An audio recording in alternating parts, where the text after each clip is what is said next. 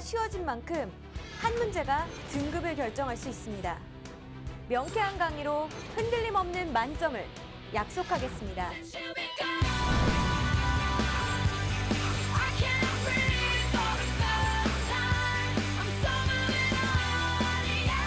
영어 공부의 요령은 통하지 않습니다.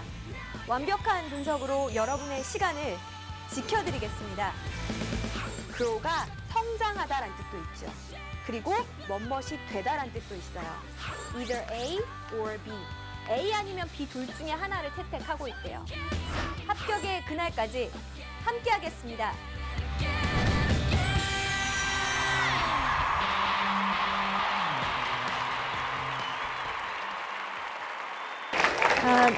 네, 안녕하세요. EBS 영어 영역 강사 저는 주혜원입니다. 반갑습니다.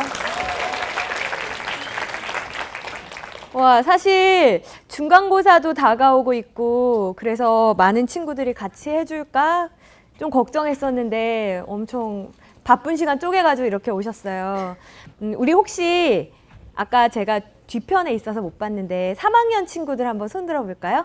3학년 친구들. 와, 거의 다네. 1학년이나 2학년 친구들도 있어요? 너네는 뭐가 돼도 되겠다. 그치? 벌써 이렇게 준비하는 게 이게 쉽지 않거든요. 그리고 혹시 저랑 강의로 함께 한 적이 있는 친구들 있어요? 손 한번 들어볼까요? 아, 아직도 손 안 든 친구들은 반성하시고. 네.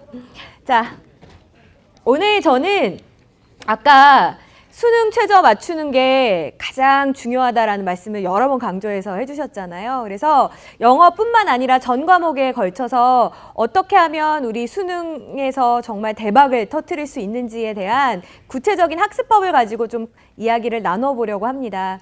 일단 여러분, 지금 이제 몇 월이죠? 4월이에요. 우리 1월에 어땠습니까? 참 그때는요 비장한 마음과 함께 희망도 가득했었죠. 뭔가 해낼 수 있을 것 같고 달라질 수 있을 것 같고 그런데 3월 모평을 치고 마음이 조금 무너지고 그래도 간신히 추스려서 괜찮아 4월은 할 수 있을 거야. 4월 시험을 치고 마음이 더 무너졌습니다. 그래서 자 좋은 이야기 하기 전에 일단 따끔한 현실부터 오늘 D- 며칠입니까? 지금 막 이상한 숫자 얘기한 친구들은 반성하셔야 돼요. 208일입니다. 자, 그런데 과연 208일 남은 게 맞을까? 한번 제가 매번 이렇게 입시 설명회를 갈 때마다 우리 친구들이랑 같이 계산을 한번 해봅니다. 자, 일단은 우리 수면 시간 하루에 6시간은 지켜야지 뇌가 저는 정상적으로 작동을 할 수 있다고 생각하거든요. 그래서 수면 시간을 한번 빼봤어요. 자, 그리고 나서 밥은 먹어야죠. 그죠? 다 먹고 살자고 하는 일입니다. 자, 그래서 하루에 2시간이요. 삼시세끼지만 2시간 안에 먹을 수 있을 거라고 생각해서 2시간을 재해봤습니다. 자, 그리고 학교도 왔다 갔다 해야 되고요. 그리고 씻기는 씻어야죠. 수험생이라도. 그죠? 그래서 하루에 2시간을 또 재해봤어요. 제가 지금 여기 친구랑 PC방 가는 시간, 인터넷 서핑하면서 노는 시간 이런 거 잡았습니까? 아니요. 정말 생존에 필요한 최소한의 시간만을 제하고 있습니다.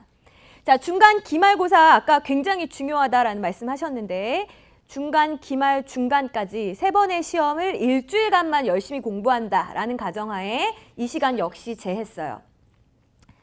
자, 그리고 났더니 며칠이 남습니까? 117일이 남습니다. 117일. 자, 그런데 학교에서 수업을 듣는 시간, 이런 시간, 그러니까 나 홀로 공부하는 시간을 제외한 시간이요. 그런 걸 다 빼고 나면 24시간 중에서 사실은 우리 재학생들은 나 홀로 공부할 수 있는 시간 6시간 정도 확보하기도 사실 힘든다는 거 잘 알고 계실 겁니다. 자, 그래서 계산을 해보니까 어떻습니까? 24시간 중에 6시간이면 얼마인가요? 4분의 1이죠. 그러면 실제적으로 여러분이 혼자 공부하실 수 있는 시간은 117에서 4분의 1을 하셔야 된다는 이야기입니다. 여러분 지금 이렇게 평화로운 얼굴을 하고 계실 때가 아니란 이야기입니다. 또 뭐야 그럼 학교에 있는 시간이 이렇게 다 날아가니까 학교에 있는 시간 아까워 하시는 게 아니고 학교에 있는 점심시간, 쉬는 시간, 자투리 시간 여러분이 하나하나 다 붙잡지 않으면 N수생을 이길 길이 없습니다. 반드시 명심하시고 학교에 있는 수업 시간 여러분의 이 귀중한 117일 안에 포함되어 있는 시간입니다. 하나라도 놓치지 않도록 집중해서 함께 하셔야 되겠습니다. 자, 그러면 우리 이제 어떻게 해야 될까에 대해서 이야기하겠다고 했잖아요. 제가 일단은 국어부터 한번 보여드릴게요. 자, 국어는 이렇습니다. 자, 2014 수능 때 국어 1등급 원점수 컷이 얼마였습니까? 96점. 자, 근데 작년에 어땠습니까? 91점. 자, 그럼 우리 이런 거 잘 읽을 줄 몰라도 시험이 어땠다라는 거 알 수 있어요? 굉장히 어려웠다라는 거 알 수 있습니다. 자, 그러면 올해도 과연 어려울까요? 많이 쉬워지지 않을 것이다 라는 것이 입시 전문가들의 공통된 예측입니다. 그러니까 국어 영역에 있어서는 여러분이 작년도의 난이도를 염두에 두시고 공부를 계속 해나가셔야 한다라는 이야기입니다. 자, 그럼 수학 한번 볼까요? 자, 수학은 어땠어요? 오, 무시무시하죠. 네, 그 2014의 1등급 원점수 컷이 93점이었는데 작년엔 무려 100점이었죠. 무려 100점이었습니다. 자, 전에도 사상 유례가 없었고 앞으로도 없을 것이다 라는 게 예측입니다. 자, 그러면 수학 시험은 어떻게 될 것이다 라는 게 전문가들의 예측입니까? 쉬워진다고요? 더 이상 어떻게 쉽게 냅니까? 그렇죠. 일정 부분 난이도의 조정이 있을 것이다. 다시 말하면 작년도보다는 난이도의 상승을 피할 수 없을 것이다. 왜냐하면 이 1등급 컷이 100이라는 건 진짜 잔인한 시험인 거잖아요. 그냥 잘못해서 실수했는데 뭐야 저 친구는 붙었고 나는 그래서 떨어졌어. 이것 또한 너무 잔인한 일이다 라고 해서 난이도의 조정이 불가피한 과목이 바로 수학입니다. 여러분 당연히 그것도 염두에 두고 공부하셔야 되겠습니다. 자, 영어 얘기를 좀 해볼게요. 영어가 참 올해 말이 많았습니다. 그죠? 3월 31일 대수능 개정 방안을 발표하면서 가장 골격을 많이 흔들었던 과목이 영어이고 그렇기 때문에 영어에 대해서 이거 어떻게 공부해야 되는지 혼란스러워하는 친구들이 많았거든요. 자, 일단 영어는 2014 때 뭐라고 불리웠던 시험인지 혹시 기억나세요? 사상 최악의 불수능이다 그랬습니다. 자, 2015 수능은 어땠습니까? 사상 최악의 물수능이다 그랬습니다. 어려워도 문제고 쉬워도 문제입니다. 그죠? 자, 그러면 진짜 물수능이었는지 진짜 쉬웠는지 같이 한번 좀 생각을 해볼게요. 자, 1등급 컷은요. 2014 때는 93이었는데 작년도에 98이었던 거 보면 어떤 거예요? 확실히 쉬웠던 거죠. 누구에게는? 최상위권 친구들에게는. 그죠? 자, 2등급 컷은 어떻습니까? 88, 93이에요. 차이가 꽤 많이 나요. 여전히 상위권 친구들에게도 어땠다는 얘기예요? 쉬운 시험인 건 맞았다는 이야기입니다. 그죠? 근데 저는 굉장히 재밌는 걸 하나 발견했어요. 4, 5, 6, 7, 8, 9 한번 보실래요? 사상 최악의 물수능이랑 거의 지금 똑같죠? 이건 뭘 말하는 걸까요?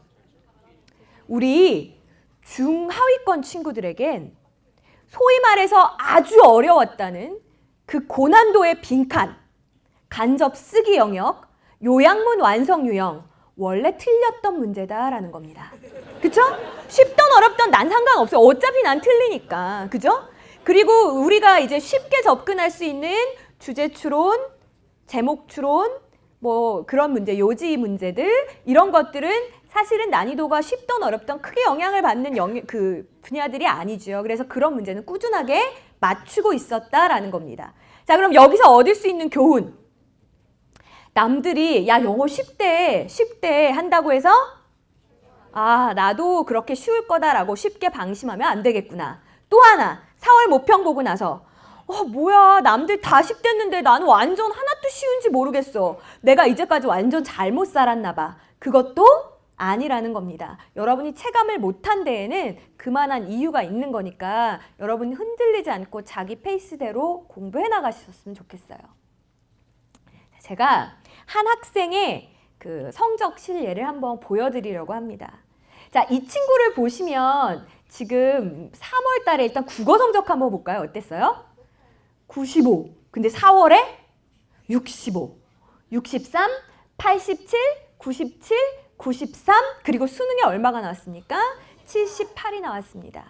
자, 소위 강남 8학군에서 열심히 학원을 다니며 공부했던 우리 친구의 성적 추이입니다. 자, 이제 이런 친구들이 보통 한 해 더 도전을 하게 되면 뭐라고 이제 이야기를 하나요? 제가 원래는요 국어가 이제 95쯤 나왔거든요. 근데 진짜 수능날 너무 컨디션이 안 좋아가지고요. 그때 78이 나와서. 근데 이 친구가 원래 95인가요? 잘 한번 볼까요? 꼭 그렇게 말할 수만 없죠. 지금 굉장히 편차가 심합니다. 자, 이런 친구들의 특징이 뭘까요? 이렇게 편차가 심한 친구들. 자기랑 좀 코드가 맞는 유형의 시험이 나오면 굉장히 잘 보고요. 자기가 조금이라도 약한 것을 물어보는, 자기랑 좀 코드가 안 맞는 시험에 있어서는 굉장히 힘들어하면서 성적의 기복이 큰 이런 경향을 보입니다. 다시 말해서 기본이 탄탄하지 않은 친구들의 전형적인 성적이고, 이런 성적들은 수능날 반드시 무너질 수밖에 없습니다. 생각을 해보세요, 여러분. 그렇게 초긴장을 하면서 전날 아마 잠도 잘 못 잘 거예요. 그렇죠? 그렇게 하루를 초집중한 상태로 보내보신 적 있어요? 제 학생들 한 번도 그런 경험이 없을 겁니다. 그러니까 당연히 내 평소 실력의 80%만 발휘한다라고 생각을 하시고, 여러분은 120을 잡고 공부하셔야 되는 거예요. 그죠? 자, 그러니까 이런 결과가 나올 수밖에 없다고요. 이 친구 영어 한번 볼까요? 영어도 꽤 잘 나왔었어요. 그죠? 99, 98, 97 이랬는데 수능날 어땠어요? 92 나왔습니다. 우리 아까 컷을 보고 왔잖아요. 이 친구로서는 정말 아주 힘들었던 수능날이 하루가 되는 겁니다.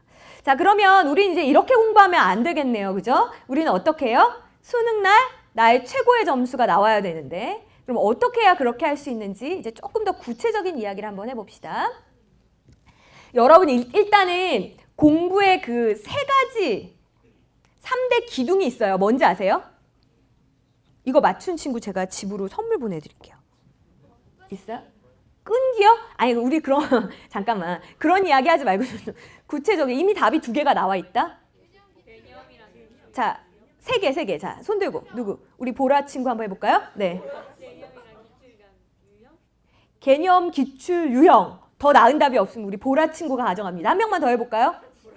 네, 까만 친구. 개념, 기출, 응용. 좋았어요. 2 친구 다 용감했기 때문에 제가 선물을 보내드리도록 하겠습니다. 박수. 네. 비슷해요. 개념, 기출, 실전 문제로 이루어지는 게 여러분 공부의 3단계입니다. 그쵸? 이거는 뭐 누가 이야기하든 다 마찬가지입니다. 근데 제가 굉장히 재미있는 현상을 하나 발견했어요. 우리 친구들이 기출 문제를 활용할 때 어떻게 활용하는지 아세요? 자, 이게 지금 국어 영역에 있어서 수능에 기출되었던 것들 문제 발문만 쭉 모아놓은 겁니다. 자, 여러분 어떻게 공부할까요? 이거를 막 시간을 잰다? 막 풀어요. 그 다음에 어떻게 해요? 채점을 막 해요. 그 다음에 등급을 찾아요. 그러면서 뭐라고 하냐면 내가 이때 시험 봤으면 몇 등급이었네? 그럼 여기 떨어졌겠다. 그리고 이제 틀린 문제들 해설지를 봐요. 이거 맞출 수 있었는데 어쩐지 3번 아니 4번 같았는데. 자, 이렇게 하고 어떻게 해요? 나는 이제 올해 2015 기출은 풀었다. 이렇게 이야기를 합니다. 자, 기출은요. 혹은 개념 공부는요. 그렇게 하시는 게 아닙니다. 자, 이제부터 여러분이 기출 공부를 이제껏 제대로 한 적이 없다라는 걸 제가 한번 보여드릴게요. 자, 이렇게 보면 다 무슨 문제 같아요? 30개의 다른 문제 같죠? 그쵸? 자, 그런데 공통점을 찾아서 한번 색깔을 달리 해봤어요. 자, 같은 것을 묻고 있는 같은 성격의 문제들을 묶은 겁니다. 자, 다시 소팅을 했어요. 자, 그랬더니 다 다른 문제가 아니었네요. 실은 몇 개의 유형이었습니까? 크게 4개 혹은 5개의 유형으로 나눌 수 있는 겁니다. 자, 그래서 기출을 분석한다라는 것은 이 기본적인 기출 문항들이 묻고 있는 이 핵심적인 공통점을 찾아낼 수 있는 힘을 키우는 겁니다. 근데 우리는 뭐만 하고 있어요? 붙었네. 이 애는 3등급. 뭐 하고 있는 겁니까? 그죠? 그거는 기출 공부가 아니라는 겁니다. 자, 그러면 이렇게 할 수 있는 힘이 아직 부족하다라고 하면 이제 무엇의 힘을 빌려야 되겠습니까? 여러분 시중에 나와 있는 기출들 이미 이렇게 유형대로 전문가들이 연구해 놓은 교재라든지 아니면 우리 기출을 분석해 놓은 강의라든지 학교에서 해주시는 수업이라든지 이런 것을 통해서 여러분이 기출을 읽을 줄 아는 눈을 키우시는 게 제일 중요하다는 얘기예요. 제가 또 하나 보여드릴까요? 참 신기했어요. 2010년도 구모에 나왔던 그 선택지입니다. 장면의 빈번한 전환으로 인물 사이의 긴장감을 고조시키고 있다. 자, 그 다음에 어때요? 2013 수능에 빈번한 장면 전환을 통해 긴박한 분위기를 드러내고 있다. 2014 구모의 장면의 빈번한 전환을 통해 긴박한 분위기를 조성하고 있다. 자, 그런데 기출을 제대로 읽은 친구들은 어떻습니까? 그 짧은 수능의 지문, 길어봐야 얼마나 합니까? 시험지 길이를 벗어나지 못하죠. 그 지문에서 빈번한 장면 전환이라는 게 일어날 수 있습니까? 그렇죠. 사실은 죽은 선지라고도 볼 수 있는 겁니다. 이거를 아는 순간 여러분은 오지선다가 아니라 몇지선다가 되는 거예요? 사지선다가 되는 거죠. 기출을 읽는다는 건 이렇게 선지가 갖고 있는 공통점까지 읽어낼 수 있는 힘을 키우는 겁니다. 자, 지금 기출 혹시 그냥 후루룩 나 몇 등급 이거 확인용으로 풀었던 친구들은 다시 한번 이제 기출을 분석해야 되겠다라는 생각을 좀 하셨으면 좋겠어요. 제가 또 하나 보여드릴까요? 자, 이거 그 작년 수능에서 사상 최악의 오답률을 냈던 3점 빈칸 문항입니다. 오답률이 무려 63%였으니까 10명 중에 6, 7명은 틀렸던 문제라는 겁니다. 자, 그런데 제가 지금 커다랗게 써놓은 것들을 한번 보여드릴게요. 일단 우리 영어 실치만 한번 읽어볼까요? The growth in the size and complexity of human populations라고 했으니까 일단은 우리 뭐 잘 몰라도 populations니까 뭐예요? 인구인데 인구에서 size니까 뭐예요? 크기네요. 인구의 크기, 인구가 많냐 적냐. 자, 두 번째를 봤더니 뭐가 나와 있어요? Communities became larger. 지역사회가 더 커졌답니다. 그럼 이거 어떻게 된 거예요? 이 인구가 많아진 것 같다. 그죠? 자, 그 다음에 세 번째 보니까 large population. 대놓고 말했네. 이거 뭐예요? 인구가 많대요. 자, 그 다음에 보세요. 자, 그 다음에 후반부엔 이런 내용이 나옵니다. The rigid social control. rigid란 단어가 뭔지 아세요? 봐봐라. 야, 지금 방송이라 반말 안 하려고 했습니다만 이거 모르면 어떻게 합니까? 이미 이 문제 손댈 수가 없는 거죠. 앞에 3분의 2를 다 읽었는데 이 단어 모르면 무너지는 겁니다. 단어가 제일 중요해요. 그죠? 자, 엄격한이란 뜻입니다. 엄격한 사회 통제래요. 자, 그 다음에 봤더니 무슨 단어가 눈에 띕니까? Original thought and free-willing incentive라고 해서 독창적인 사고와 자유분방한 장려책이래요. 야, 그러면 잘 생각해 보세요. 원래 저 rigid란 단어 앞에 원문에 not이 있었거든요. 그러면 엄격하지 않다, 자유분방하다. 그럼 이거 두 개의 공통점은 뭐예요? 자유분방한 거, 그죠? 앞에 제가 보여드렸던 이 세 개의 공통점은 뭐예요? 인구가 많다. 제가 지금 이 긴 지문을 다 해석했습니까? 반복되는 키워드 중심으로만 정리를 했죠. 선지를 한번 볼까요? 자, 그러면 여러분 답 한번 찾아보세요. 잠깐만, 이러고 못 찾으면 우리 이거 다시 찍어야 돼. 자, 뭐예요? 몇 번일까요? 일단 여러분 몇 번 아니면 몇 번이겠어요? 3번 아니면 4번, 그지? 자, 그 다음에요? 아까 어떻다 그랬죠? 자유분방하다 그랬죠. 또 어떻다 그랬죠? 엄격하지 않다 그랬죠. 자, 그러면 3번입니까? 4번입니까? 제발 니마 4번이 되는 거죠. 그죠? 4번입니다. 여러분 지금 봐봐라. 야, large, 크고 loosely structured, 느슨하게 구조가 되어 있다잖아요. 그러니까 엄격한 거에 반대말이 느슨한 거잖아요. 그러니까 뭣도 몰라도 답은 몇 번입니까? 답은 4번입니다. 그런데 정말 많은 학생들이 어디로 이동했는지 아세요?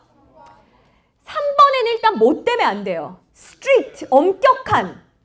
아까 rigid의 반대말이라고 그랬잖아요. 근데 strict는 안 되는 거죠. 뭘 몰라도 이건 단어만 알아도 아니었어야 되는 거 아닙니까? 왜 일로 이동했어요? 자, 그 다음에 많이 했던 게 저는 진짜 기가 막혔어요. 3번, 5번이 오답률이 거의 똑같았습니다. 5번 한번 보세요. small community, 웬일이니? 아까 large가 몇 번 나왔습니까?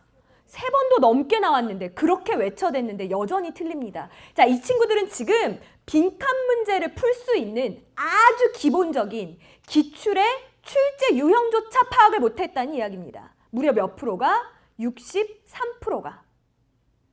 해석의 문제가 아니고 눈치만 있어도 맞췄어야 되는 거 아닙니까? 그쵸? 여러분, 기출을 읽는다는 건 출제 원리를 이해하는 겁니다. 그래서 선생님들이 야, 12월, 1월, 2월에 제발 문제집부터 냅다 풀지 말고 개념 공부해라 라고 했던 게 그래서 그랬던 거고요. 그러면 거꾸로 생각해 봅시다. 이미 11월, 1월, 2월 다 지났잖아요. 그럼 우리 어떻게 해요 이제? 어떻게 해요? 아직 늦지 않았습니다. 이거를 하지 않으면 마치 뭐와 똑같냐면요. 가끔 이렇게 물어본 친구들 있어요. 쌤, 그러면 개념 공부만 하면 저 성적 당장 올라요? 아니요. 그건 아닌데 이렇게 생각을 해보세요. 42.19km 마라톤을 뛰려고 하는 여러분들입니다. 자, 근데 맨발이에요. 개념 공부는 신발을 신는 것과 같은 작업입니다. 신발 신었다고 당장 1등 할 수 있는 건 아니죠. 하지만 신발도 없이 뛰면 아마 완주하기도 힘들 겁니다.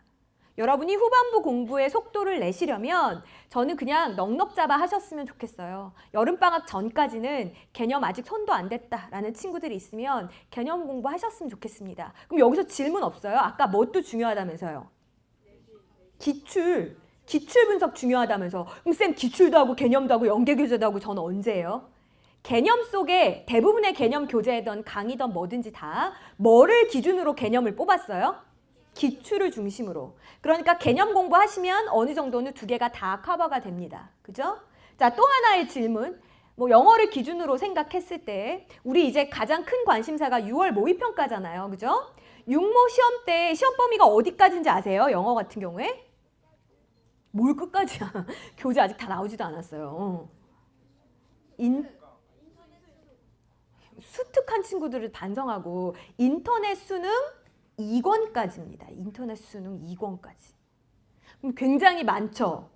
근데 6월 모평은 잘 보고 싶고 그래서 어떻게 하는 친구들이 생겨요? 갑자기 6월 모평이 다가오면 해설지를 들고 외우는 친구들이 생기기 시작합니다.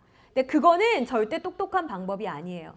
최선을 다해서 시험 기간 전에 공부를 하되 못 나가면 뭐 어쩔 수 없죠. 내 실력에 대한 정당한 평가를 받아야 되는 거니까. 그러니까 너무 조급해하고 당장의 육모를 목표로 해서 왜곡된 공부는 하지 않으셨으면 좋겠어요. 저는 그냥 여러분이 최선을 다하되 개념, 연계교재 제대로 여러분의 속도로 공부하셨으면 좋겠습니다. 자, 그럼 기출은 언제 풀어요? 뒤에 보실래요? 언제? 10월에서 수능까지 여러분 수능 완성 끝나고 나서의 기간이 있어요. 이 부분에 이제 소위 많은 친구들이 속도 조절하느라고 뭘 푸냐면 이게 넘기는 문제집을 풀거든요. 넘기는 문제집이 보통 한 권이 몇 회분으로 되어 있게요? 5회분. 그럼 영어 같은 경우에는 며칠이면 한 권 다 풀 수 있어요? 5일. 얘들아 이건 연계교재가 아니잖아요. 그러니까 뭐만 하시면 돼요. 풀고 채점하고 틀린 것만 보면 되는 거죠. 막 지문 하나하나 분석할 필요 없잖아요. 5일이면 충분하다고요. 그럼 한 달 반이면 몇 권 풀 수 있습니까? 8권? 시중에 그렇게 문제집 많이 나와 있지도 않아요. 그러니까 이때 기출 보셔도 괜찮아요. 이때는 왜 괜찮습니까? 여러분이 이미 개념 공부를 통해서 뭐 알고 있어요? 기출 문제도 어느 정도 접하셨고 연계교재도 수능 완성까지 다 보셨으면 이제 비로소 뭐가 생겼어요? 기출 문제 유형을 읽어내는 힘이 조금 생긴 상태입니다. 그러니까 이때 기출 공부해도 되니까 지금 아직 개념도 안 되어 있는데 기출만 막 몇 바퀴씩 돌리는 아이들이 있어요. 무슨 뭐 5회독, 6회독 하면 마치 굉장히 공부 많이 한 것처럼 몇 회독이 중요한 게 아니고 제대로 출제자의 눈으로 읽어냈는지가 중요한 거니까 여러분 이 일정대로 공부하셨으면 좋겠어요. 작년에 비하면 뭐가 빠졌어요? 엔제가 빠졌죠. 여러분 학습면에 있어서 진짜 큰 부담을 던 겁니다.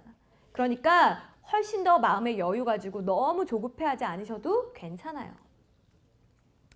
자, 그럼 이제 연계 얘기가 나왔으니까 연계가 구체적으로 어떻게 되는 건지 저도 사실 영어 교사이기 때문에 다른 선생님들을 회의실에 모셔다가 열심히 배웠습니다. 봤더니 국어 같은 경우에 그래서 연계 문항과 실제로 수능에서 어떻게 출제가 됐는지를 찾아봤어요. 자, 우리가 가장 좋아하는 거 지금 어때요? 문제가 똑같다. 뭘 물어봤어요? 작문의 특성. 자, 물론 이렇게 물어보는 문항도 있어요. 국어 같은 경우에. 자, 그런데 많은 친구들이 안타깝게 연계가 됐는데도 됐는지 안 됐는지도 모르는 이유가 여기에 있습니다. 자, 지금 13번 문항과 수능 특강에 있는 이 문항은 지금 문제가 똑같이 뭘 물어보고 있어요? 문장 구조. 근데 세상에 박스 안을 봤더니 어때요? 예문이 달라.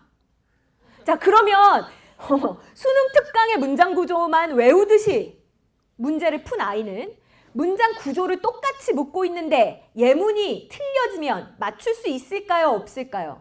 없죠. 그러니까 3번 보고 4번 보고 5번 보고 보는 게 중요한 게 아니라 처음에 봤을 때 어떻게 해야 돼요? 문장의 구조가 어떻게 되는 건지를 진짜 이해했어야 되는 거죠. 그래야 예문이 바뀌어도 풀 수 있는 힘이 생기는 거잖아요. 그쵸?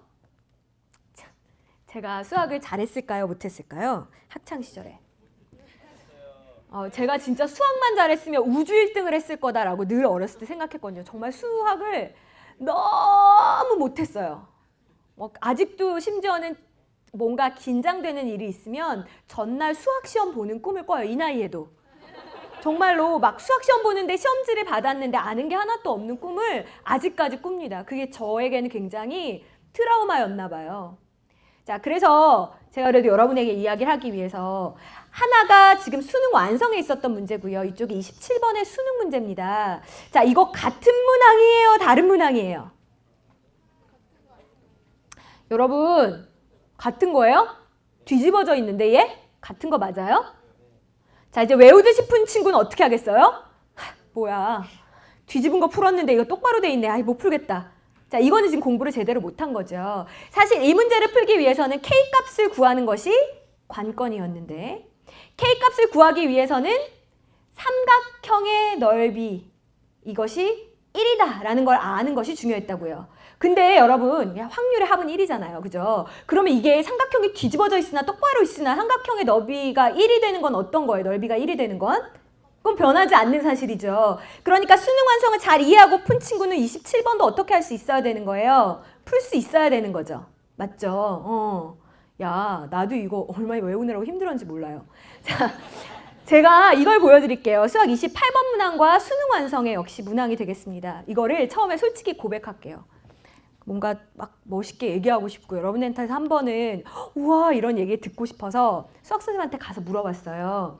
이거를 뭐라고 하면 돼요? 그랬더니 저한테 적어주시더라고요. 무한 등비 수열의 극한의 값을 수열로 만들어 다시 합을 묻는 문항이니까 아이들에게 그렇게 얘기하면 애들은 알 거래요. 와, 근데 이거를 며칠을 외웠는데 안 외워지고 무한 등비 수열의 그래서 솔직히 가서 고백을 했어요. 선생님, 수열이 뭐예요? 그랬더니 숫자를 배열해 놓은 건데 규칙성이 있는 거래요. 그래서 이제 그것까지 수열이란 말이 이제 안 외워도 되겠더라고요. 그러면 등비 수열은 뭐예요? 그랬더니 등비, 똑같은 비로 커지거나 작아지거나 이 숫자를 늘어놓은 게 등비 수열이래요. 그럼 이제 안 외워도 알겠어요. 그래요? 그러면 무한등비 수열은 뭐예요? 그랬더니 그게 무한으로 계속 끝까지 가면 어떻게 될 건가? 이제 그 끝 지점을 물어보는 게 극한값이래요. 그리고 나니까 제가 이제 아까 막 무한등비 극한 뭐죠? 막 이랬었는데 이제 안 외워도 어때요? 무한등비 수열의 극한값을 묻는 문항이구나. 근데 그건 되게 흔하게 출제가 된다면서요. 근데 그 극한값으로 다시 뭐를 만든 겁니까?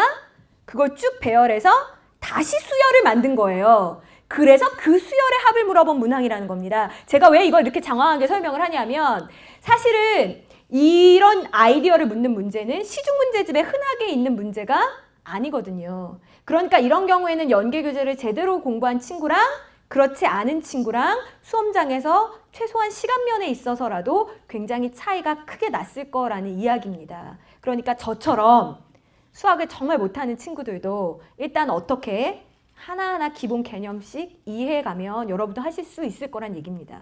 그죠? 자, 영어는 뭐 심하다. 그죠? 이거 뭐예요? 듣기. 얘들아 어때요? 막 틀린 그림 찾기인 줄 알았죠? 완전 똑같아요. 뭐만 달라요? 거의 지금 똑같고 토끼 손에 우산이 있냐 없냐 이런 것만 달라요. 여러분 아셨어요? 듣기 같은 경우에는 몇 프로 연계입니까? 99% 연계입니다. 자, 제가 제일 이해가 안 되는 질문. 듣기 공부 어떻게 해요? 잠깐만. 니마, 지금 듣기는 연계 교재가 몇 권이에요? 또 이른다. 2권? 1.5권. 뭐랑 뭐게요? 고교 영어 듣기랑, 잠깐만. 고3이라면서 왜 대답 못해요? 고교 영어 듣기랑요. 그 다음에 수능 완성에 실전편이 있어요. 니네 모르지, 솔직히. 야, 잠깐만. 지금 카메라가 없었으면 소리 질렀는데. 자, 적으세요. 고교 영어 듣기. 니들이 약간 지금 멍했던데 이유가 있었구나. 뭔지도 잘 모르는구나. 그죠? 안 돼요, 우리 이러면. 이제부터 할 거예요. 고교 영어 듣기랑 수능 완성의 실전편. 거기에 듣기를 안 하면 또 우리가 틀리는 거예요. 그죠? 실전편. 여기서 몇 프로 연계? 99%. 그러면 다른 교재 공부할 필요 있어요? 바쁜데? 없어요. 그 다음에 하루에 듣기를 엄청 많이 할 필요 있어요?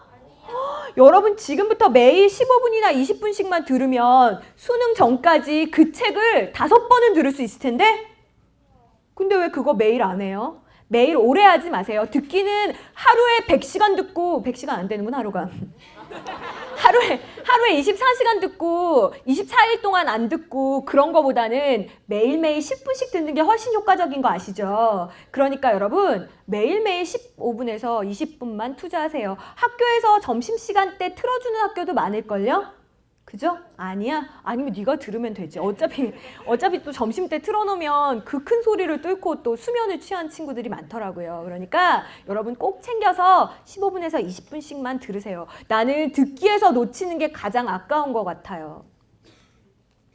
자, 근데 이제 올해 우리의 마음을 흔들어 놓았던 그 정부의 발표 중에 하나가 바로 이겁니다. 사실은 저는 이 이야기를 여러분 만나서 꼭 자세히 해드리고 싶었어요.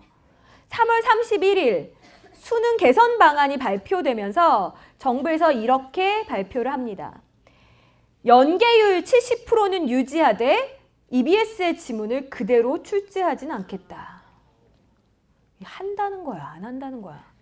그대로 출제를 안 하는데 70% 연계는 어떻게 하겠다는 거야? 그죠? 자, 그리고 또 봤더니 대입 파악이나 사실 확인 유형 중 EBS 교재의 지문과 주제, 소재, 요지가 유사한 다른 지문을 활용하되 단어, 문장 등의 쉬운 지문을 출제하겠다. 항상 우리 보도자료의 내용은 마치 국어 영역처럼 읽어도 무슨 말인지 잘 모르겠어요. 그죠? 그래서 저랑 같이 쉽게 한번 해석을 해봅시다. 자, 일단은 전 유형에서 연계 방식을 다 바꾸겠다는 이야기일까요? 전 유형? 아니요. 지금 무슨 유형으로 한정지었습니까? 대의 파악, 사실 확인. 자, 그럼 대의 파악이 무슨 유형인데요? 또 이런다. 얘들아, 주제 찾기, 요지 이런 거 있죠? 제목 이런 거. 이거 원래 우리가 엄청 어려워하던 문제예요? 그쵸? 원래 우리 별로 안 어려워하던 건데. 그죠? 그 다음에 사실 확인은 어떤 거예요? 사실 확인 유형은? 막 뭐 안내문 같은 거 읽고 5시부터 7시까지 개최함인데 선택지에는 9시 이후에 개최함. 그럼 틀렸어. 이렇게 하는 거잖아요. 그죠? 이거 원래 어려웠어요? 이거 등급에 상관없이 우리가 원래 자신 있게 풀던 거죠. 그러면 여기에서요. 다른 지문을 활용하는 거를 우리가 그렇게 두려워하고 이제까지 나의 공부의 방법을 뒤집을 필요가 있습니까? 저는 아니라고 생각해요. 그리고 또 하나 재미있는 건 이건 아무도 이야기를 안 하시더라고요. 제가 한번 이야기를 해드릴게요. 작년에 문제가 됐었던 연계교재 도표 문항입니다. 그죠? 이것도 사실은 사실 확인에 해당하는 그런 문제가 되겠죠. 자, 봤더니 일단 뭐가 똑같아요? 그래프가 똑같아요. 자, 글자는 잘 안 보이겠지만 이렇게 대충 들여다보니까 글자가 밑에 써 있는 게 똑같은 것 같아요? 좀 달라요? 잠깐만 얘들아 봐봐 그래 좀 달라요 그죠? 그래서 지금 이러시면 안 돼요 여러분. 제가 해석을 요구한 게 아니고 그냥 똑같냐만 물어봤잖아요 그죠? 그래요. 자 보시면은 이미 작년 재작년 그 이전에도 도표 문항 같은 경우에는 도표 자료는 그대로 활용하되 도표에 대해서 세부 진술을 해놓은 것은 표현을 살짝 바꿔서 다시 쓰기 했어요. 그러니까 이게 올해 정부 발표가 나서 뭔가 세상이 뒤집어진 게 아니란 이야기입니다. 그렇다고 해서 제가 엔즈에 나왔던 이 도표를 공부한 게 의미가 없습니까? 당연히 그렇지 않죠. 이 도표 자료를 영어로 바꾸는 일을 한번 해본 거랑 안 해본 거랑은 틀리죠. 다만 여러분이 공부할 때 어떻게 하셔야 되겠습니까? 거기에 나와 있는 것만 풀고 맞았다 틀렸다가 아니라 이 도표를 다른 식으로 뭐라고 표현할 수 있을까? 그거를 생각해 보셔야 되는 거죠. 그쵸? 공부의 방법만 조금 달라지는 겁니다. 또 하나 보여드릴까요? 자, 이거는요, 필름 페스티벌 그 영화제에 대한 안내문이었습니다. 자, 요 빨간 글씨로 쓰여진 게 연계 교재였거든요. 원래 연계 교재에 있던 이 영화제 안내문은 어땠어요? 길고 좀 막 복잡했어요. 근데 우리 수능에는 어떻게 냈어요? 이거를 좀 진짜 안내문처럼 만들었네요. 그쵸? 자, 그러니까 이거 18번 문제 푼 학생이 26번 못 풀겠습니까? 아니죠. 풀죠. 그렇다고 해서 이게 달라졌다고 18번을 푸는 게 의미가 없습니까? 당연히 그렇지 않죠. 영화제라는 걸 묘사할 때 어떤 표현들이 쓰일 수 있는지를 여러분이 충분히 알 수 있는 거잖아요. 그러니까 달라지는 건 이런 유형이구나 생각하시면 되겠습니다. 그럼 제가 거꾸로 물어볼게요. 그럼 여러분 토시 하나 안 틀리고 똑같이 내면 그럼 맞출 수 있어요? 재미있는 걸 하나 보여드릴게요. 자, 33번이랑 이 인터넷 수능 1에 나왔던 3번 문항입니다. 우리 아까 읽었던 그 문제예요. 자, 여러분 이거 같아요? 틀려요? 한번 볼까요? 어떻게 알았지? 원래 저 빨간 박스가 어디로 내려가야 됩니까? 원래 이제 지문 속으로 들어가죠? 그리고 나서 보면 정확히 똑같고요. 심지어 모두 똑같아요.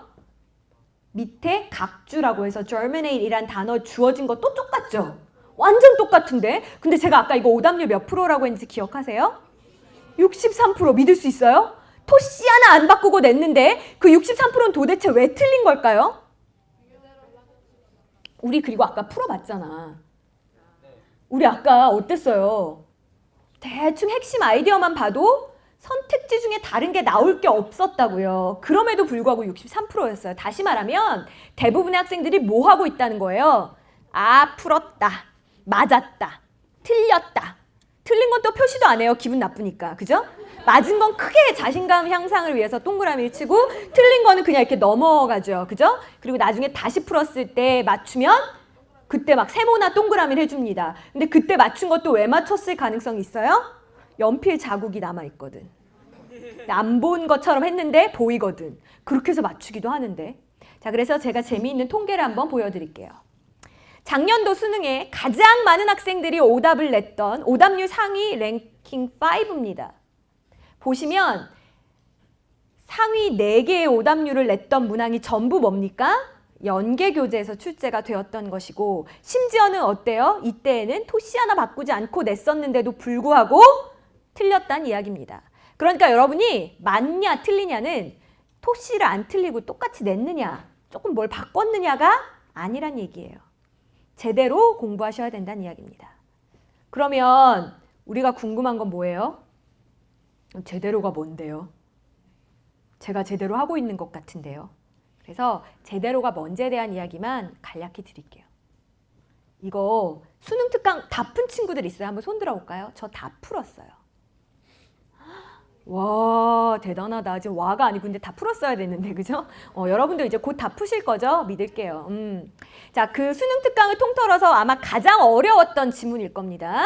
자, 제가 학생 유형 1을 보여드릴게요. 자, 이렇게 풉니다. 라이팅? 뭐지? 라이트닝인가? 번개인가? 잘 모르겠다. 스트럭처? 구조 명사인데? 동사로 쓰였나? 모르겠어. perception? 저건 몰라. influence? 저거 알았는데. 자, 이 학생 이 문제 풀 수 있을까요? 절대 못 풀죠. 얘는 지금 뭐가 문제예요? 단어가 이렇게 약하면 아무것도 할 수 없어요, 여러분. 지금 내 등급이 5등급 후반 이하다라는 친구들은 지금 무조건 단어가 답입니다. 이렇게 많은데 이걸 뭐 연계교재고 뭐고 간에 이걸 어떻게 풉니까? 이 모르는 단어 투성인데요. 그러면 몇 단어를 어떻게 외워야 되는지 잠깐 보여드릴게요. 재미있는 통계가 있습니다. 사교육 경감 및 공교육 정상화 대책을 정부에서 발표를 하면서 이런 발표를 했어요. 2014년도에는 5,688단어 수준을 우리에게 요구했었는데 우리가 응시하는 2016 수능은 짜잔 얼마입니까? 3,500단어. 그럼 한번 생각해 볼까요? 내가 아무리 영어를 못하지만 설마 저 3,500개 중에 3,500개 하나도 모르겠습니까?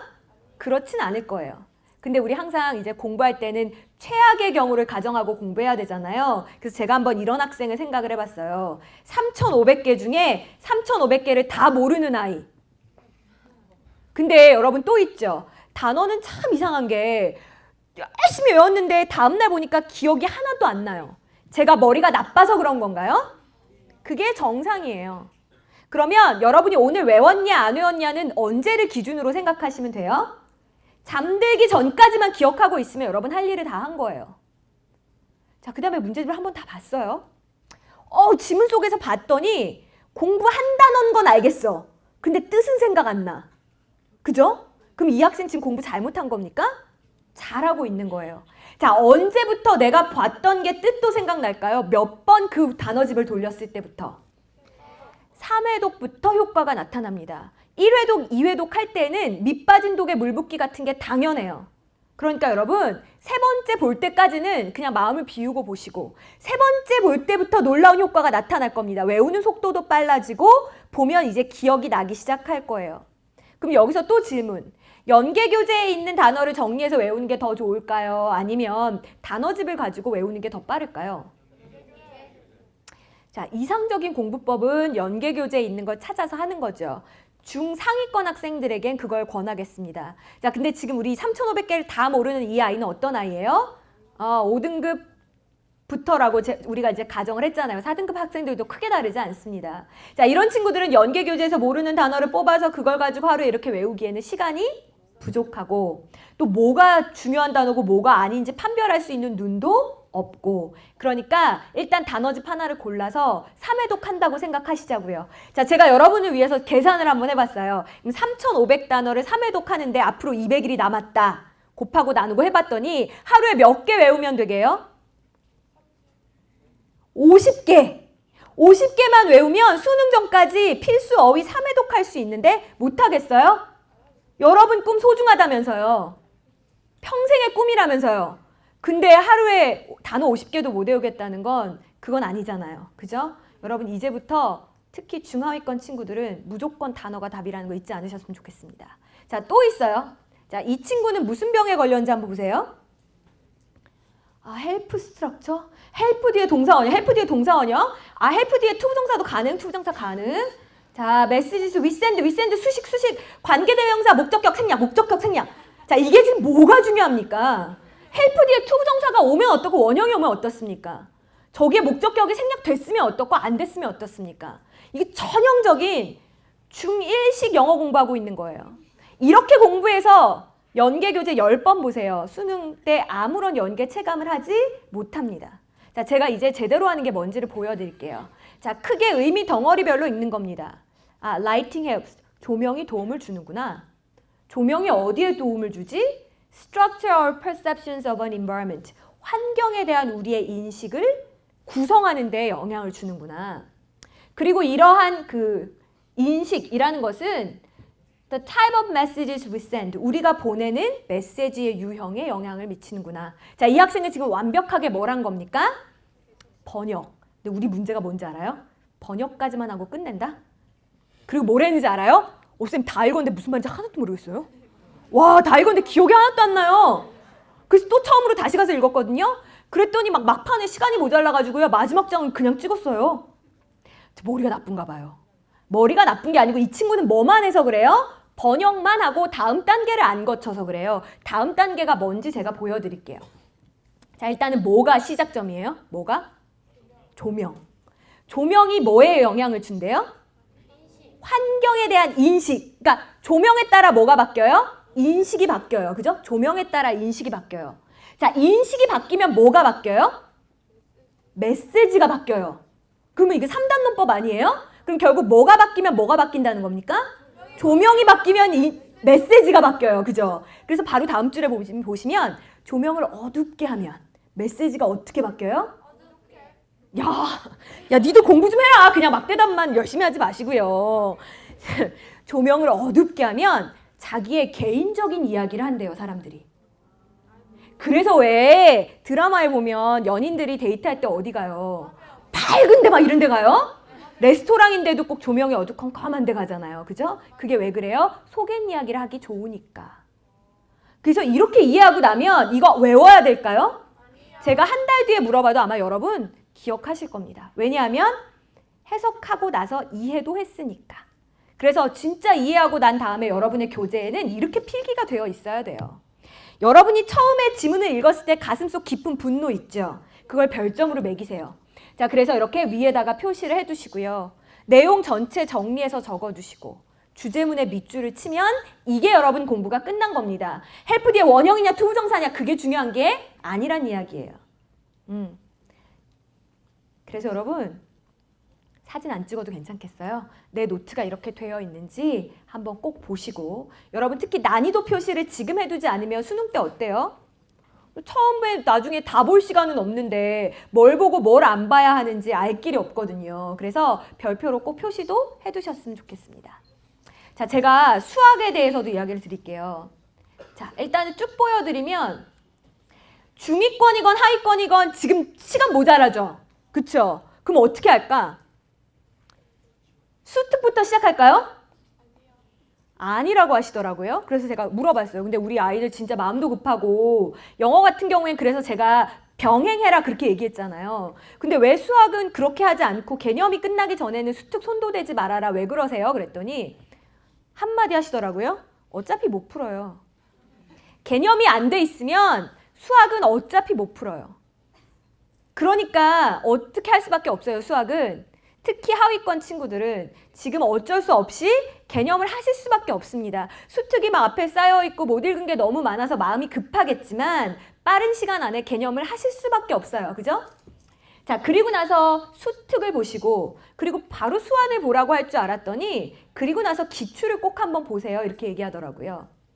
자, 왜 그럴까요? 이미 기출 문제 중에 상당 부분은 어디에서 풀었을까요? 개념할 때 풀었을 거예요. 그죠? 그러니까 복습도 되고 수특에서 배웠던 거 응용도 되고 그래서 여름방학 때는 꼭 기출을 풀어라 라는 말씀을 하시더라고요. 자, 중위권은 어떻습니까? 하위권보다 좀 사정이 낮죠. 얘들은 개념이 어때요? 듬성듬성 비어 있어요. 그러니까 수특 공부하다가 아 여기가 비었네 하면 그 부분을 어떻게 하시면 됩니까? 그 부분을 돌아가서 개념을 보면 되는 거예요. 그죠? 자, 나머지는 수특, 기출, 수완의 순서는 똑같습니다. 자, 상위권 친구들이요. 자, 이 친구들은 다행히 뭐는 완벽합니까? 개념은 잘 잡혀 있죠. 그러니까 상위권인 거예요. 그죠? 자, 이 친구들은 바로 수특, 수완으로 쭉 진행하시면 됩니다. 기출도 아마 이미 알게 모르게 많이 풀어본 친구들일 겁니다. 그죠? 자, 그리고 나면 이 친구들은 그럼 수완도 금방 풀 거라고 하시더라고요. 시간이 꽤 남을 거래요. 그럼 뭐 할까요? 자, 역시 등급을 가르는. 우리 올해는 약간 난이도 조정이 있을 것이다. 아까 예측했잖아요. 그러니까 등급을 가르는 고난도 문항을 풀기 위한 그 연습이 후반부에 반드시 있어야 될 겁니다. 자, 수학은 이런 경로로 저처럼 포기하지 마시고 끝까지 하셨으면 좋겠고. 자, 우리 한 가지 희소식은요. 요거. 2014에는 수학이 모두 몇 문항이었게요? 2928문항. 2014년에 수능 안 본 게 얼마나 다행이에요. 그죠? 아까 영어 단어도 막 5688단어였나요? 자, 그리고 2016에는 몇 문항입니까? 2000문항. 거의 1000문항 가까이 줄었죠. 여러분으로서는 엄청나게 학습 부담이 줄은 겁니다. 다시 말해서 저 같은 수포자들도 얼마든지 할 수 있는 시간이란 이야기예요.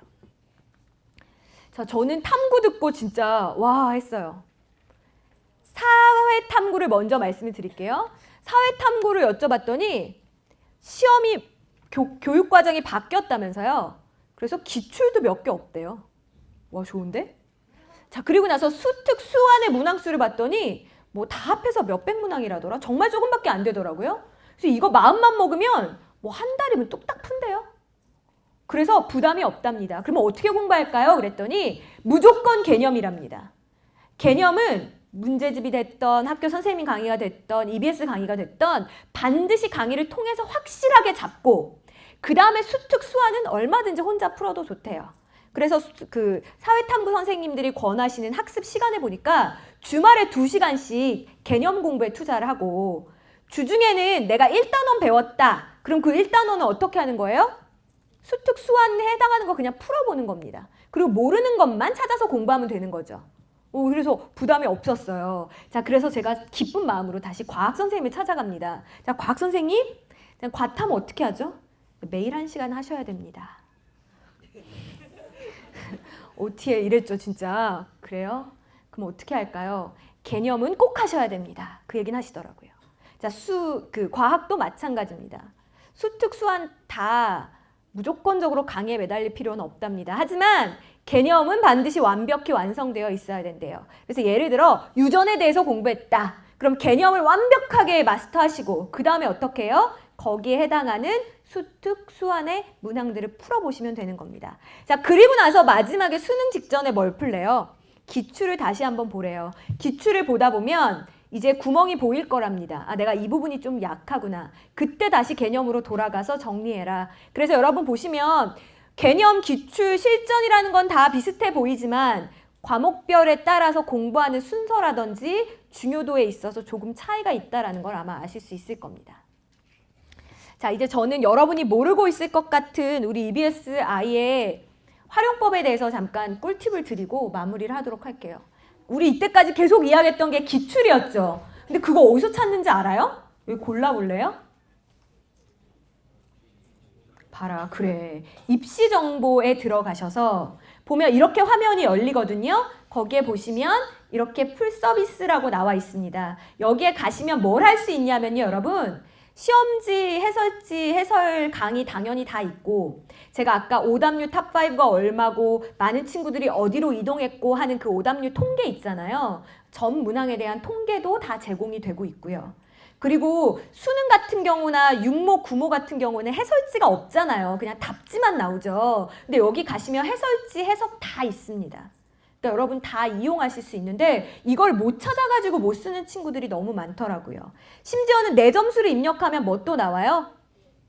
그때 시험을 본 것처럼 실제로 채점도 가능하니까 여러분 이거 잊지 않고 좀 활용을 하셨으면 좋겠고 그다음에 학습 Q&A 있는 거 아세요?